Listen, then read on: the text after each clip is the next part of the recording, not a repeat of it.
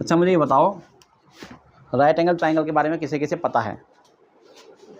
ठीक है, सबसे पहले तो बेसिक सी चीज़ पता होनी चाहिए कि एक राइट एंगल ट्राइंगल क्या होता है। एक राइट एंगल ट्राइंगल वो होता है जिसके अंदर जिस ट्राइंगल के अंदर एक राइट एंगल हो, कम से कम एक राइट एंगल, और ज़्यादा से ज़्यादा भी एक ट्राइंगल के अंदर एक ही राइट एंगल हो सकता है।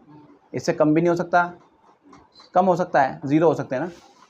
एक ट्राइंगल के अंदर दो राइट एंगल नहीं हो सकते कभी भी, क्योंकि तीनों एंगल का सम 180 भी तो होना चाहिए। और दो ही राइट एंगल हो जाएंगे तो दोनों का ही सम 180 हो जाएगा, और तीसरा वाला एंगल जीरो होगा क्या, तो ट्राइंगल ही नहीं बनेगा ना। तो इसलिए एक ट्राइंगल में एक ही राइट एंगल हो सकता है, दो नहीं हो सकते। ठीक है, बाकी के दोनों एंगल्स को एक्यूट एंगल होना पड़ेगा, ये भी बात पक्की है, ऑब्ट्यूज नहीं हो सकते वो। ठीक है, एक अगर राइट है तो बाकी के दोनों एक्यूट एंगल्स ही होंगे, क्योंकि जब एक एंगल राइट है दूसरा राइट नहीं हो सकता तो दूसरा ऑब्ट्यूज कैसे हो सकता है। ठीक है, अगर एक राइट है तो बाकी के दोनों को एक्यूट होना पड़ेगा। एक्यूट माने 90 से छोटे। एक्यूट एंगल कौन से होते हैं? क्यूट वाले, लेस देन 90 डिग्री, उन्हें कहते हैं acute angles. Acute angles are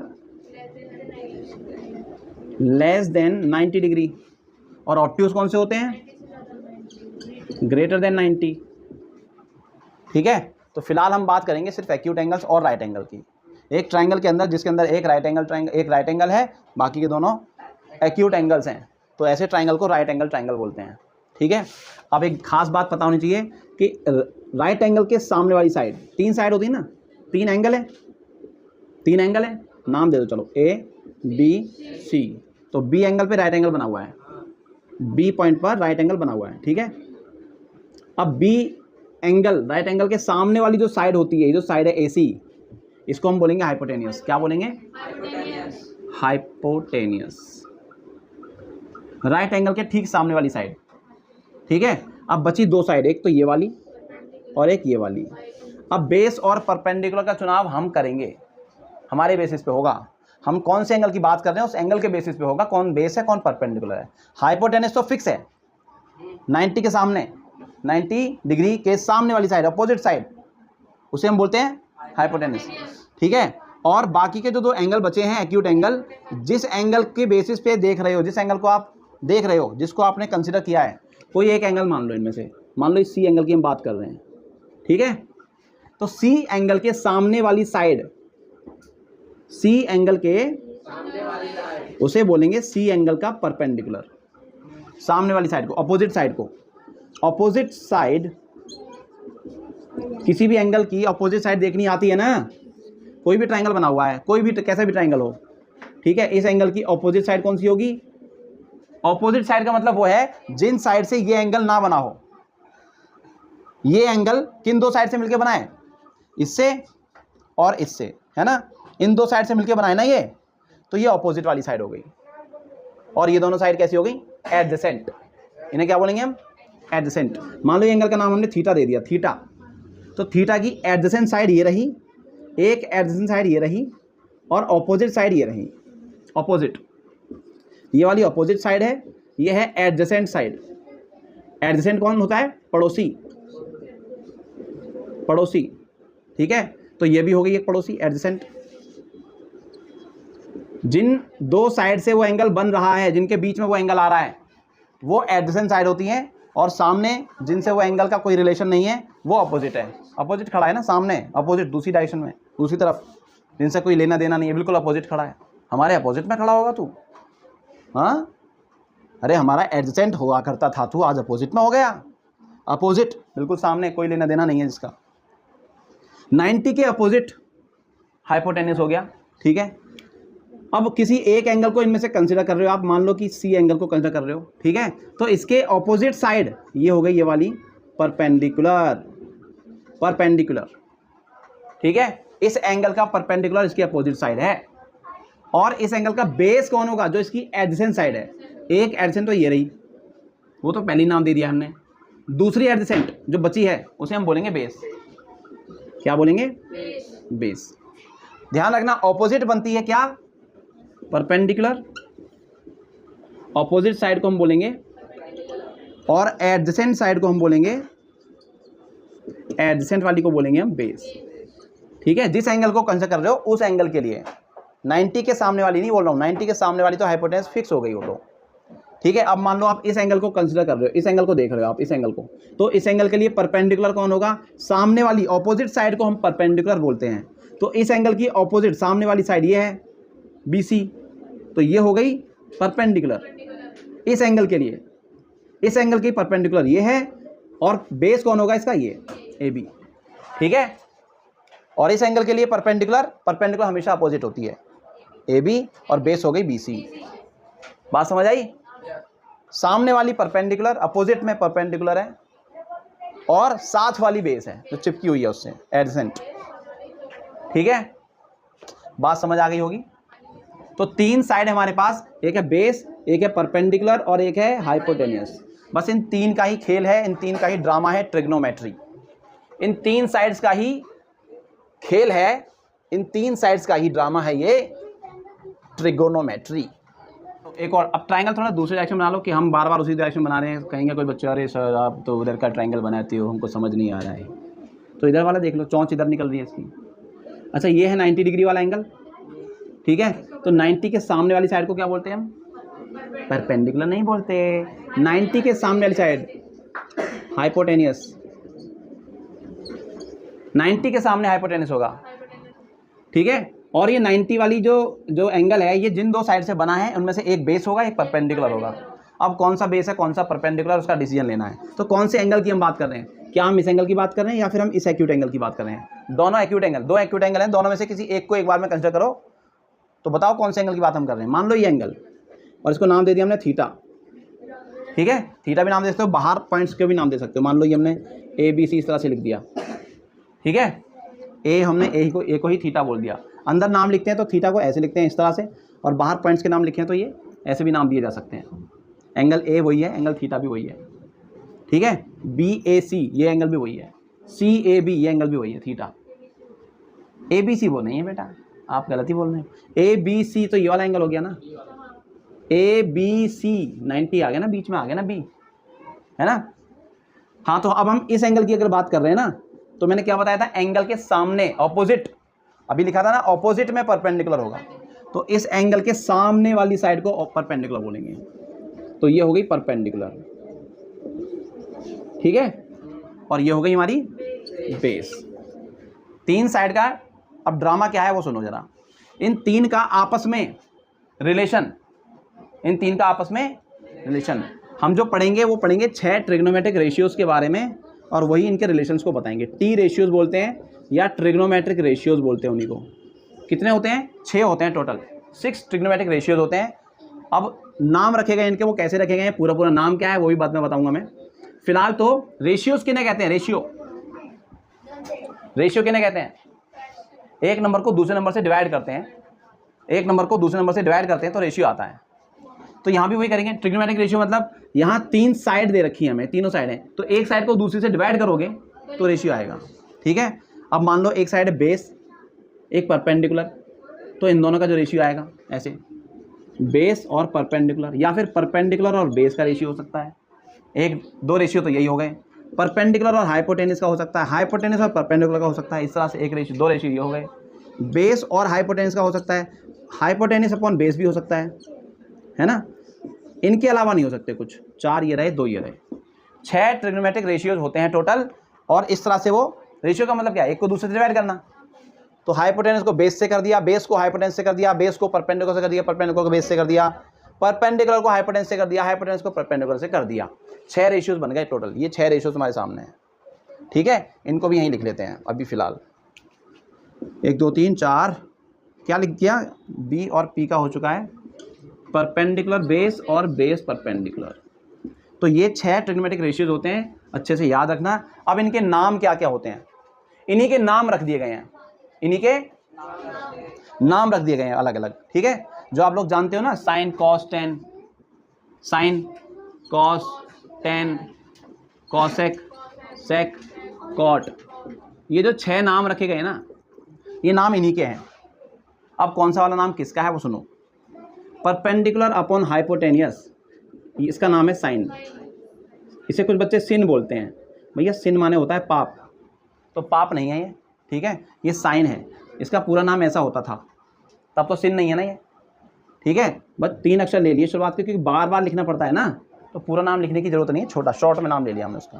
तो किसी का नाम बार बार लेना चाहते हो अगर, तो पूरा पूरा नाम लोगे क्या है? चंद्र प्रकाश पूरा नाम किसी का, सूर्य नारायण नहीं, उससे अच्छा छोटा नाम ले लो, सूर्या, चंद्र प्रकाश, चंदू, है ना।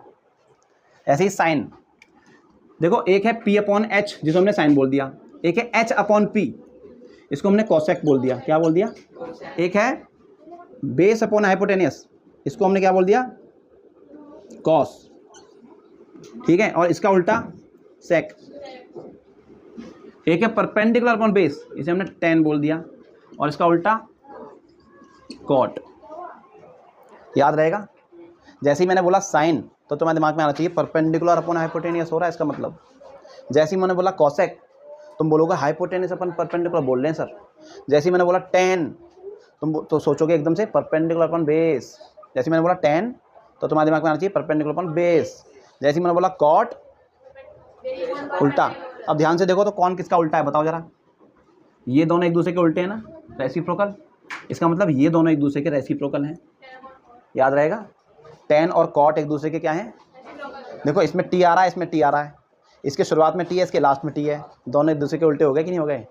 बिल्कुल हो गए, ठीक है। एक है साइन, देखो है P/H, और एक है H/P, मतलब perpendicular upon hypotenuse, hypotenuse upon perpendicular. ये है साइन और ये है कॉसेक, इसका मतलब ये भी दोनों एक दूसरे के उल्टे हैं, तो ये दोनों भी एक दूसरे के क्या हो गए? उल्टे उल्टे, मतलब रेसिप्रोकल हो गए। ये दोनों एक दूसरे के, तो ये भी आपस में एक दूसरे के क्या हो गए? देखो ध्यान से, B/H, H/B, एक दूसरे के क्या है? रेसिप्रोकल। रेसिप्रोकल को क्रॉस के साइन से हम डिनोट करते हैं। रेसिप्रोकल जब होते हैं ना एक दूसरे के, अपोजिट बोल सकते हो तुम, तो बस मैं लगा दिया ऐसे ही। वो अपोजिट होता है ना इंग्लिश में, up down, new old, good bad, opposite का साइन ऐसे लगाते हैं ना, तो वैसे ही रेसिप्रोकल का साइन है, मैंने यहाँ लगा दिया। रेसिप्रोकल मान लो इन दोनों का उल्टा, एक दूसरे के उल्टे हैं ये, ठीक है। कौन किसका उल्टा है याद कर लिया, यही आगे चल के फॉर्मूले बन जाएंगे। क्या बन जाएंगे?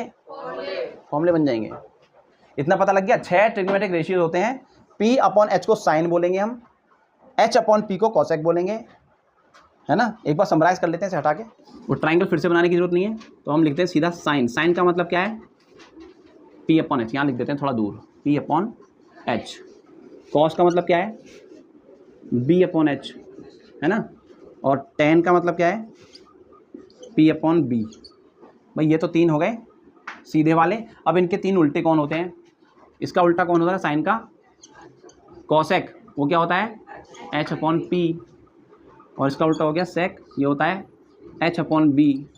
और इसका हो गया कॉट, ये हो गया B/P। ठीक है, बात समझ आई? एक दूसरे के रेसिप्रोकल हैं।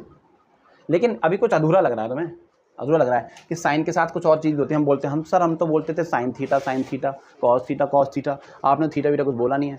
हाँ बिल्कुल नहीं बोला, क्योंकि मैंने P/H भी तो लिखा है, सिर्फ P/H। तो साइन का मतलब सिर्फ P/H ही होता है, ठीक है। अब कौन से हैं देखो, अभी मैं तुम्हें क्लियर करूँगा बिल्कुल। जैसे मैंने यहाँ पर ट्राइंगल बनाया, कहाँ पर राइट एंगल है? B पर, ठीक है, ध्यान देना जरा। तो हाइपोटेनस कहाँ है इसमें? हाइपोटेनियस, AC हाइपोटेनस है हमारी, ठीक है, H। अरे ऐसे कैसे कह सकते हो BC बेस है? ये बताओ, BC बेस है कैसे कह सकते हो? फिर तो तुमने इसे परपेंडिकुलर बोल दिया, तुरंत बोल दिया ना। तो तुमने इसका मतलब कहा कि सर हम बेस, अगर ये BC बेस है तो किसी एंगल के बेसिस पे होगा ना। कौन सा एंगल तुमने डिसाइड कर लिया? या तो ये या ये। अगर मैं इस एंगल के बेसिस पे बोल रहा हूँ, इस एंगल के बेसिस पे, तो एंगल के सामने वाली साइड परपेंडिकुलर होती है ना। तो अगर इस एंगल को कंसिडर कर रहे हो तो परपेंडिकुलर है, फिर ये बेस नहीं है। इस एंगल को अगर देख रहे हो तो ये बेस है, AB बेस है। फिर तो एंगल के बेसिस पे डिपेंड होता है। एंगल के बेसिस पे हम बताते हैं कि कौन परपेंडिकुलर है और कौन बेस है। अगर तुम इस एंगल को कंसिडर कर रहे हो, इसको थीटा मान लो, इसको, ठीक है ना। C वाले एंगल को ही हमने थीटा नाम दे दिया। अगर हम इस एंगल को कंसिडर कर रहे हैं तभी तो ये बेस है। एंगल के साथ वाली साइड तो बेस बोलते हैं, बेस फॉर एंगल थीटा, ठीक है। और ये है परपेंडिकुलर, क्या ये? इस एंगल का परपेंडिकुलर है ये, लेकिन इस एंगल का बेस है ये। इस एंगल का परपेंडिकुलर ये है, इस एंगल का बेस ये है। बात समझ आई? तो जब तक तुम्हें एंगल नहीं पता होगा तब तक तुम कैसे कह सकते हो कि कौन परपेंडिकुलर है कौन बेस है? नहीं कह सकते ना, जब तक एंगल नहीं पता हमें कौन से एंगल की बात हो रही है। ठीक है, तो इसलिए जब तक यहाँ एंगल नहीं लगाया मैंने तब तक यहाँ परपेंडिकुलर और हाइपोटेन्यूज से आगे नहीं जा सकता मैं। ठीक है, अब मैंने एंगल बता दिया। मान लो मैं थीटा, अब इस एंगल की बात कर रहा हूँ, थीटा की बात कर रहा हूँ, तो एंगल यहाँ पे लगाएंगे। अब ये मल्टीप्लाई मत समझना, साइन देखो यहाँ लिखते हैं साइन और थीटा लिखा हुआ है, इसका ये मतलब नहीं है कि साइन और थीटा की मल्टीप्लाई हो रही है। साइन और थीटा की मल्टीप्लाई नहीं हो रही, ये पूरा पूरा एक ही सिंबल है। साइन थीटा एक ही सिंबल होता है, सिंगल, इससे एक नंबर निकलेगा, इससे सिर्फ एक नंबर निकलेगा पूरे से कंबाइन करके। अकेला साइन कुछ नहीं होता, अकेला थीटा एंगल होता है, अकेला साइन कुछ नहीं है। मैंने बोला अकेला साइन, अकेला साइन का मतलब ये है P/H। अकेला साइन अगर मैंने लिखा तो ये P/H है। अब P/H कैसे ढूंढोगे तुम, कौन सा P और कौन सा है? चलो S तो ठीक है यही है, P कौन सा होगा इनमें से, ये वाला कि ये वाला? P किसे बोलोगे, परपेंडिकुलर किसे बोलोगे? तो उसके लिए हमें क्या चाहिए, एंगल पता होना चाहिए। अगर हमने थीटा बोल दिया, अब हम बता सकते हैं परपेंडिकुलर कौन सा है, ये वाला परपेंडिकुलर, इसकी बात हो रही है, क्योंकि एंगल हमने देख लिया ये है थीटा, तो परपेंडिकुलर फिर यही होगा। ठीक है, बात समझ आई? तो अब तुम बता सकते हो, देखो साइन थीटा क्या होता है, परपेंडिकुलर अपॉन हाइपोटेन्यूज। अब यहाँ पर तुम बता सकते हो कौन सा एंगल की बात हो रही है, ऑफ एंगल थीटा। जब जैसे मैंने यहाँ थीटा लगा दिया, जैसे मैंने यहाँ पर थीटा लगाया तो यहाँ पे ऑफ एंगल थीटा आ गया लिखा हुआ। जब साइन लिखा था सिर्फ P/S था, वो साइन का मतलब क्या है, परपेंडिकुलर अपॉन हाइपोटेन्यूज, और थीटा लग गया तो हमें पता लग गया थीटा एंगल की बात हो रही है। तो परपेंडिकुलर और हाइपोटेन्यूज थीटा एंगल का परपेंडिकुलर है AB और हाइपोटेन्यूज है AC। तो इसकी वैल्यू कितनी हो गई, AB/AC। ये AB और AC कब निकाल सकते थे, जब हमें ये पता लगा कि कौन सा एंगल है। अगर एंगल ना पता होता तो AB और AC नहीं लिख पाते तुम। AC तो लिख देते चलो हाइपोटेन्यूज, लेकिन AB नहीं लिख पाते ना। कौन सा परपेंडिकुलर लेते तुम, ये या ये? ठीक है, अब कॉस, ऐसी कॉस थीटा की value base upon hypotenuse of angle theta. Theta angle का बेस और हाइपोटेन्यूज ढूंढ लो। बेस, थीटा एंगल का बेस तो ये रहा BC है ना, तो ये हो गया BC अपॉन हाइपोटेन्यूज AC। अब तुम इजीली ढूंढ पा रहे हो।